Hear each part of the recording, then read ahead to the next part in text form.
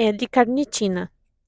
Trata-se de um aminoácido, ou seja, uma fração componente da proteína produzida no nosso corpo, no fígado e nos rins, a partir de um outro aminoácido, metionina e lisina. Além disso, ela pode ser obtida também por meio da dieta, com alimentos de origem animal, a partir da proteína animal, como carne vermelha e laticínios, além de ser um constituinte do leite materno. A carnitina existe em duas formas: D-carnitina, forma inativa, e L-carnitina, forma encontrada no músculo esquelético, cardíaco, suplementação e alimentos. Em virtude da parte do conteúdo de L-carnitina ser de origem dietética, indivíduos vegetarianos e veganos têm maior probabilidade de apresentar deficiência desse composto.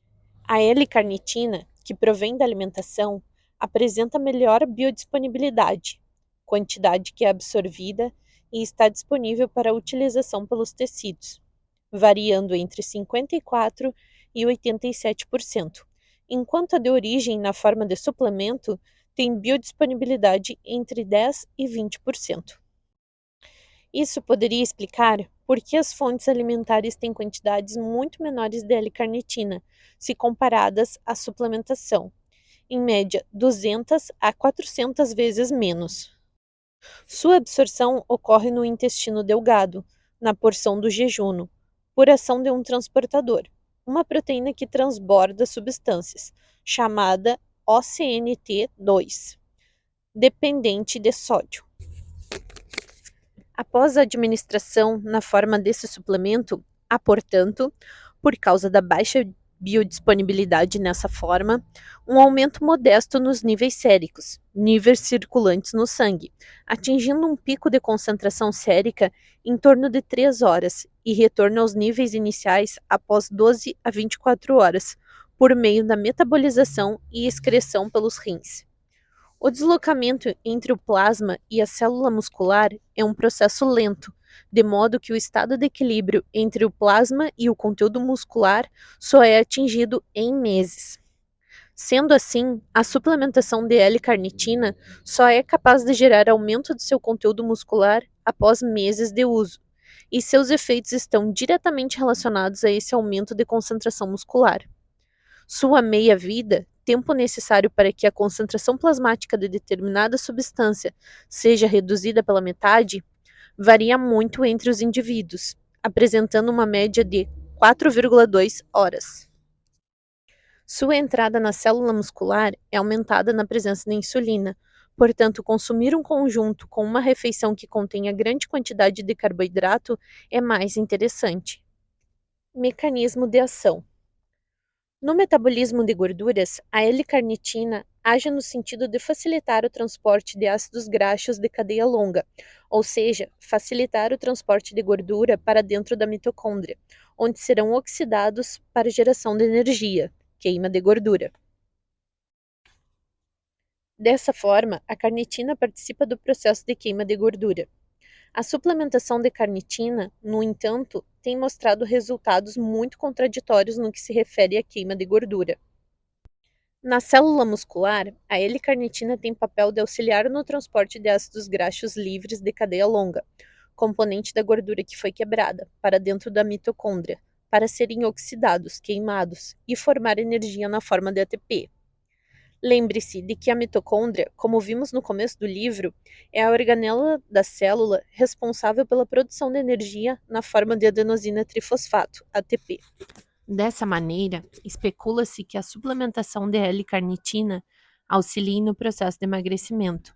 Todavia, muitos estudos não têm demonstrado efeitos positivos com a suplementação, enquanto outros sim, como a pesquisa de Walter Schaffhauser. Em 2015, foram feitas uma meta-análise e uma revisão sistemática sobre o tema, em que 9 estudos e um total de 911 indivíduos foram elegíveis. O tempo de utilização variou de 30 a 360 dias e a dose de 1,8 a 4 gramas por dia. Desses estudos, 4 compararam a L-carnitina com placebo. Como conclusão, observou-se redução média de 1,33 kg favorável ao grupo que usou L-carnitina em relação ao grupo placebo, que perdeu em média 0,47 quilos. Os autores concluíram que receber L-carnitina resultou em perda de peso. Não é possível chegar a uma conclusão assertiva quanto à eficácia da L-carnitina para a queima de gordura. Estudos têm mostrado outros benefícios associados à utilização da substância na prática esportiva, como o aumento do número de receptores androgênicos, locais na célula onde a testosterona e seus derivados se ligam para exercer seus efeitos, e diminuição do dano muscular. Isso é interessante porque o aumento do número de receptores androgênicos disponíveis para a ligação da testosterona teria efeitos positivos no aumento da força, recuperação muscular e, consequentemente, resultados em hipertrofia. Apesar de resultados contraditórios e muitos estudos evidenciando ineficácia em relação à queima de gordura, outros têm relatado melhora na recuperação celular e até mesmo no aumento da testosterona. Além disso, muitas deficiências de L-carnitina têm sido tratadas como suplementos orais de L-carnitina. Basicamente, as principais causas de deficiência de L-carnitina são diminuição de sua biossíntese no organismo, alteração de seu transporte através da membrana da célula muscular, alimentação carente em aporte de L-carnitina e sua perda normal ou consumo excessivo. Quando ocorre deficiência de L-carnitina, uma característica comum parece ser o acúmulo de gordura nas células. Por isso, pessoas portadoras de deficiência de L-carnitina têm maior tecido adiposo e, por conseguinte, maior peso corporal. Estudos com animais, L-carnitina tem melhorado o desempenho durante o exercício, como um efeito antifadiga. A L-carnitina é usada na medicina em diversas aplicações clínicas, cardiopatias, dislipidemias com potencial de redução no colesterol total, triglicerídeos e elevação da HDL, colesterol bom, doenças renais, doenças hepáticas, desordens musculares, síndrome de deficiência genética de L-carnitina, além de infertilidade masculina. Doses e efeitos adversos. A dose padrão de L-carnitina varia de 500 mg a 2 gramas por dia.